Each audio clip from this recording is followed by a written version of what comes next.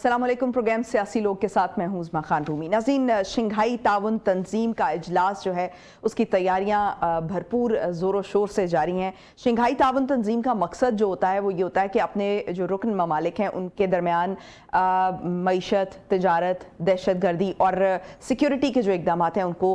इन मामलात को डील किया जाए, उनको देखा जाए। इसके अलावा जो इंफ्रास्ट्रक्चर की डेवलपमेंट से मुतालिक मुख्तलिफ उमूर होते हैं जिन पर यह शंघाई ताउन तंजीम जो है वो काम करती है। पाकिस्तान के लिए ये जो इजलास होने जा रहा है और पाकिस्तान जो इसकी मेज़बानी कर रहा है, ये बड़ा एक अहम सिफारती मौके के तौर पर इसको देखा जा रहा है। ऐसे में जब खित्ते में हम कई तब्दीलियां देख रहे हैं, जब इलाके में तब्दीलियों को प्रिडिक्ट भी किया जा रहा है और नई सफ़बंदियों की बात भी की जा रही है और नई सफ़बंदियों की तरफ कुछ इशारे भी होते दिखाई दे रहे हैं, तो ऐसे में पाकिस्तान की जो जोग्राफिकल पोजीशन है जिसको हमेशा से ही बहुत ज़्यादा अहमियत दी जाती रही है, आज इसको मज़ीद अहम पोजीशन के तौर पर देखा जा रहा है। पाकिस्तान इसको किस तरह से मैक्सिमम इस अपनी जोग्राफिकल पोजीशन को और इन रुकन ममालिक के साथ इन तमाम मामलात को जो भी हमने डिस्कस किए, जो SCO के तहत जो है डिस्कस किए जाते हैं, उनको बेस्ट अपने मफाद में, अपने बेहतरीन मफाद में जो है वो यूटिलाइज़ कर सकता है और किस तरह से ये सफारती ताल्लुकात उस पाकिस्तान के लिए जो है वो अहमियत का हामिल हो सकते हैं। इस पर बात करने के लिए हमारे साथ मौजूद हैं प्रोफेसर डॉक्टर सलमा मलिक साहिबा, जो कि सीनियर एनालिस्ट हैं और कायद-ए-आज़म यूनिवर्सिटी में पढ़ाती हैं। डॉक्टर सलमा, बहुत शुक्रिया आपके वक्त का। डॉक्टर सलमा, ये जो अभी शंघाई ताउन तंजीम का इजलास होने जा रहा है,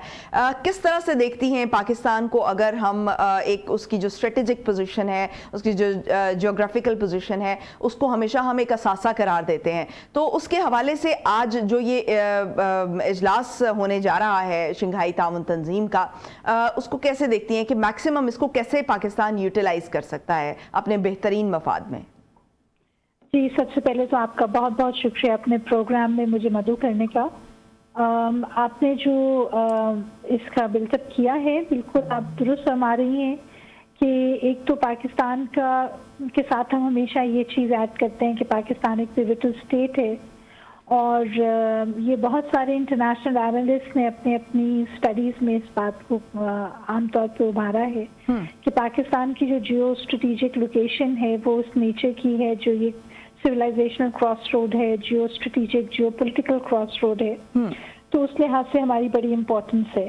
बट ये सिर्फ कहने की हद तक बात बनती है जब तक आप इस इम्पोर्टेंस का फ़ायदा ना उठा सकें। तो SCO का ये जो समिट है, ये जो तकरीब कल से शुरू होने वाली है, अव्वल तो दुनिया की एक तिहाई जो पॉपुलेशन है और जो GDP का 23-24% है,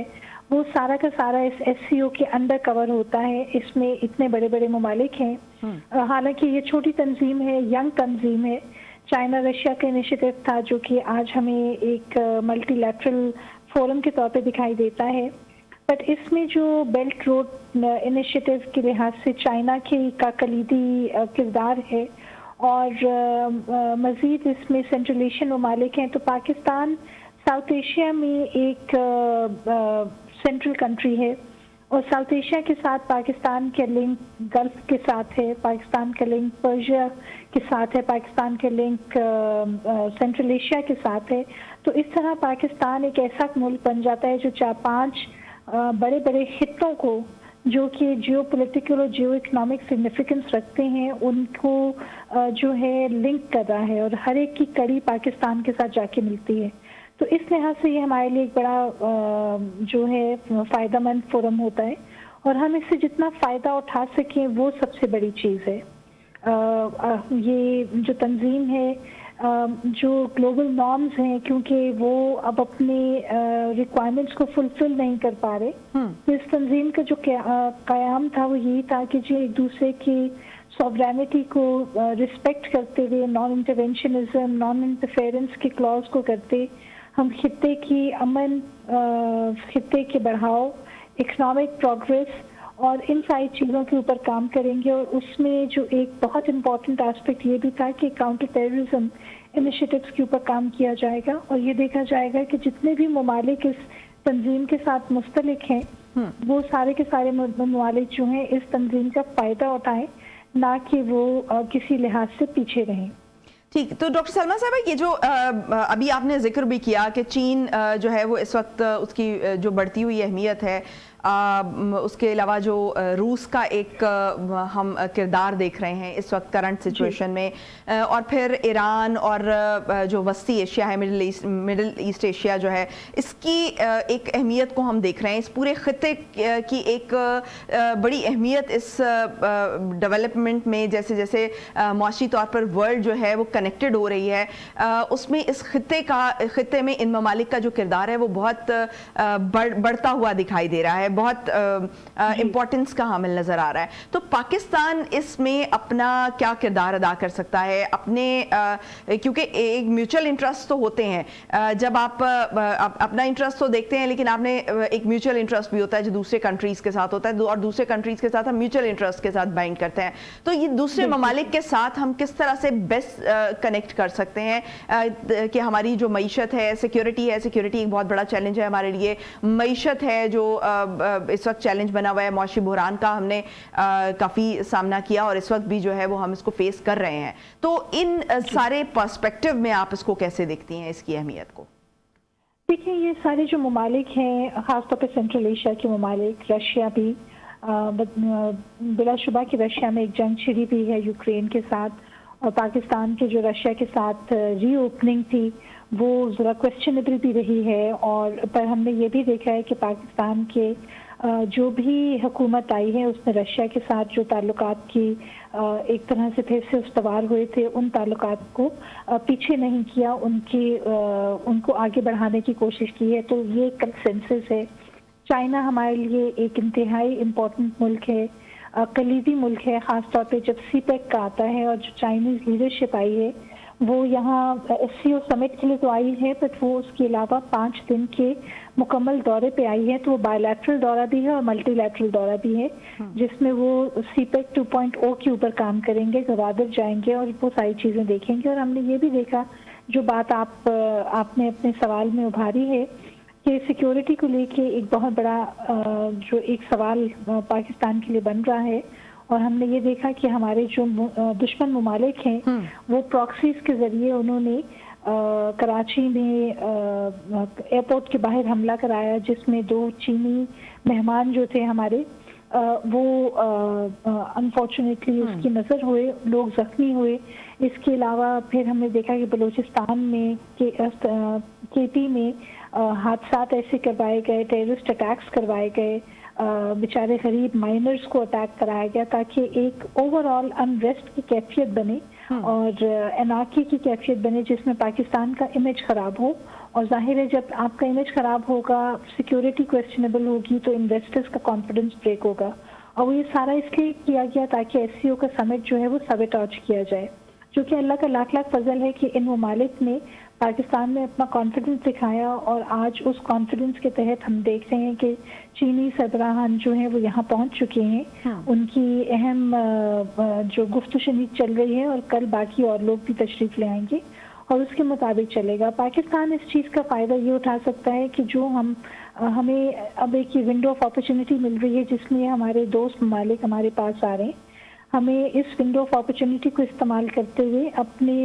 इकोनॉमिक्स को आगे बढ़ाने की ज़रूरत है, ट्रेड एंड कॉमर्स को बढ़ाने की ज़रूरत है, एक्सपोर्ट्स के लिए मार्केट अपनी मज़ीद बढ़ाएं। जो बेल्ट रोड इनिशिएटिव है, सीपेक है, इसको बहुत एक वाइबल ग्रिड के तौर पे इस्तेमाल करें। इसको एक सड़क ही ना बनाए जो हमारे मुल्क से गुजर के चाइना की प्रोडक्ट्स को दुनिया भर में लेके जा रही है, जो कि चाइना भी नहीं चाहता। वो कहते हैं कि जी हमारे बेशक दुश्मन तरीन मुल्क हमारा ज्वाइन कर ले, तो आप हमारे साथ इस जगह का इस्तेमाल करें। तो पाकिस्तान को इस सारी चीज़ का बहुत फ़ायदा उठाना चाहिए। एनर्जी के लेवल पे क्लीन ग्रीन एनर्जी की तरफ चाइना ने पाकिस्तान की बहुत मदद की है, उसको मज़ीद बढ़ाएं। हमने फिर ये भी देखा है कि बहुत सारे ममालिक जो इसको अटेंड कर रहे हैं, उन्होंने हमारे कुछ अमलाक के लिए इंटरेस्ट शो किया है प्राइवेटाइजेशन के लिहाज से। तो हमें वो चीज़ें भी बहुत सोच समझ के स्ट्रैटेजी की तहत दूर रस नताइज को सामने रखते हुए उनके लिए फैसला करना चाहिए, और बिल्कुल आज अभी के हालात पे नहीं करना चाहिए, ताकि अभी भी हमें फ़ायदा हो और आने वाले सालों में भी हमें उसका फ़ायदा हो जो हम फैसला करें। और फिर इसके लिहाज से हमें एक ओवरऑल स्ट्रैटेजी बना के बड़े तरीके से बढ़ाना चाहिए आगे। ठीक, तो डॉक्टर साहब ये जैसे बड़ा मौका है, राइट, जैसे आपने अभी जिक्र किया कि जो चाइना है वो अपने दुश्मन ममालिक के साथ भी जो एक ट्रेड लिंक है वो बरकरार रखता है, क्योंकि उसको अपनी और पूरी दुनिया में जो इस वक्त इकोनॉमिक पोजीशन है वो कितनी अहमियत की हामिल है वो उसको बड़ा बेहतर समझता है। तो ऐसे में जब भारत को भी इन्वाइट किया गया है पाकिस्तान की तरफ से, और पाकिस्तान और इंडिया की एक मखसूस राइवलरी है, टिपिकल रिवायती राइवलरी है, उसमें क्या आप समझती हैं कि पाकिस्तान को अब इनिशिएट करना चाहिए, इस मौके का फ़ायदा उठाना चाहिए कि भारत के साथ जो है वो अपने जो तिजारती ताल्लुकात है उनको एक दफ़ा रिविज़िट करे, या ये एक जो है वो एक रेयर मौका जो कभी कभार बनता है इसको यूटिलाइज करना चाहिए आपके ख्याल में? देखिए, बात ये है कि पाकिस्तान अकेला तो ये कदम नहीं उठा सकता। भारत की तरफ से कुछ ना कुछ तो हाँ ना या कुछ किसी तरीके से थोड़ा सा अप्रोच आनी चाहिए, ठीक है। अगर भारत कोई पाकिस्तान को गो अहेड सिग्नल नहीं देगा रेसिप्रोकेशन के बुनियाद पे, अब चलें अगर 50-50 नहीं होता तो कुछ ना कुछ तो भारत को करने की जरूरत है। और वो अभी लेकिन ऐसे बहुत से मौके आए कि दोनों तरफ जो है वो एक साजगार सा एनवायरनमेंट बना कि उस ऐसे में जो है वो ट्रेड को बेहतर किया जा सकता है या अपने ताल्लुकात को जो है वो किसी हद तक आगे बढ़ाया जा सकता है। ऐसे बहुत से मौके आए, लेकिन फिर हमने देखा कि कुछ अरसे बाद ही वो मौके आते जरूर हैं लेकिन वो रिवर्स हो जाते हैं, वन वे और द अदर मुख्तलिफ सिचुएशंस होती हैं। लेकिन बेस्ट आपके ख्याल में हल क्या है कि अब राइवलरी की तरफ जो है वो इससे बहुत आगे बढ़ जाना चाहिए और अपनी अपनी जो इकोनॉमिक पोजीशंस है उनको बेहतर करना चाहिए, क्या आप ऐसा समझते हैं? जी बिल्कुल, आप दुरुस्त आ रही हैं, बिल्कुल ऐसे ही होना चाहिए। बट ये है कि ये हमारी थिंकिंग है और हमने हमेशा जब भी सुलह का हाथ आगे बढ़ाया है भारत उसको झटक के पीछे किया, चीज का इजहार किया जैसे लगता है कि हम कमजोर हैं और हम किसी कमजोरी के तहत भारत से हाथ मिलाना चाह रहे हैं, जो कि बिल्कुल ऐसी बात नहीं। हम खित्ते में अमन के लिए चाहते हैं कि कॉमन अंडरस्टैंडिंग हर वक्त इसको कमजोरी के पर्सपेक्टिव में नहीं देखा जाना चाहिए। जो हाथ बढ़ाता है उसको एक उसका बड़ापन भी कंसीडर किया जाता है। जी बिल्कुल, ऐसे ही होना चाहिए। और पाकिस्तान ये बावर करा रहे, पर भारत अपनी कहे हुए की जो बात है, जो बात पर वो कहता है कि जी हमने पाकिस्तान से बात नहीं करनी, दोस्ती नहीं करनी, तो वो उसके भी एक नैरेटिव का हॉस्टेज बन के रह गया है। और मेरा अपना ख्याल ये है कि जाहिर है वो खुल के तो नहीं कह सकते और उन्होंने वहां भी कहा कि हम कोई बायलैटरल डिस्कशन नहीं करेंगे, बट ऐसा हो नहीं सकता कि साइडलाइंस में कोई ना कोई बायलैटरल गुफ्तगू ना हो। तो इंशाल्लाह कोई ना कोई बेहतरी सामने आएगी। थोड़ा सा जयशंकर साहब ने वहां से निकलते हुए का इस्तेमाल किया वो नेचर का, जहाँ लगा कि उनकी जो टोन है सॉफ्टन हो रही है, रीजनेबल तरीके की उन्होंने बात की, वरना इंडिया की तरफ से अमूमन रिटोरिकल स्टेट जैसे वो हर वक्त मैदान जंग में खड़े हुए हैं तलवार पकड़ के। तो अगर इस तरह की हल्की फुल्की सी भी चीज हो जाए, क्योंकि थोड़ा सा ये भी होता है कि जब भी ओपनिंग होती है हम उसको बहुत आगे की तरफ लेके चले जाते हैं, पर अगर थोड़ा बहुत भी ओपनिंग हो और दोनों मालिक में ये अंडरस्टैंडिंग हो कि हमें हालात जो हैं साकार बनाने हैं common peace, security and stability के लिए, खित्ते की अमन और सलामती के लिए, और जो चैलेंजेस हमें फेस हैं जिसमें टेररिज्म भी है और जिसमें क्लाइमेट चेंज और एपिडेमिक्स और इन सारे टाइप के चैलेंजेस हैं, तो वो किसी एक मुल्क के बस की बात नहीं है, वो सारे मुल्कों को मिलके हैंडल करना है और टेररिज्म एक्सट्रीमिज्म को हैंडल करना है। तो अगर ये बात थोड़ी सी हम इसमें कॉमन पेज पे आ जाएं तो इसमें कोई हर्ज नहीं है और इंशाल्लाह हो सकेगा। ठीक हो गया। तो डॉक्टर साहब ये जो नई सफबंदियों की बात हो रही है, ये नई सफबंदियां जब होती हैं ये नई मुआशी शराकतों का भी बाइस बनती हैं, और ऐसे में कि जब पाकिस्तान जो है वो उसको मुआशी बहरान का भी सामना रहा है और अभी उससे निकलने की जो है वो कोशिश कर रहा है, क्या ये जो प्लेटफॉर्म है किसी तरह से पाकिस्तान की मईशत के लिए ख़ासतौर पर आलमी मंडियों के साथ अपना किरदार जोड़ने के लिए किस तरह से इस्तेमाल हो सकता है? ये बहुत तरीके से इस्तेमाल हो सकता है। ये सारे ममालिक, जैसे मैंने आपको शुरू में कहा कि ये पाकिस्तान दुनिया की कोई क्यों 1/3 आपका जो इकोनॉमिक सर्किट है उसको रिप्रेजेंट करता है, एक लार्जर पॉपुलेशन सेगमेंट को रिप्रेजेंट करता है। तो अगर पाकिस्तान को यहाँ ओपनिंग मिलती है और मजीद पाकिस्तान अपने आप को इन मार्केटों में इस्टेब्लिश करता है तो हम बहुत आगे तक जा सकते हैं। और अकेला, अगेन मैं वही बात करूंगी कि अकेला अगर हम सीपेक के भी पोटेंशियल को रियलाइज करें तो हम इस एक रोड बेल्ट कनेक्शन के जरिए अफ्रीका की मार्केट, लैटिन अमेरिका की मार्केट, यूरोप की मार्केट, बहुत सारी मार्केट्स एक्सप्लोर करने के हामिल हो सकते हैं। और अगर एससीओ की मार्केट को हम देखें जो कि बात थी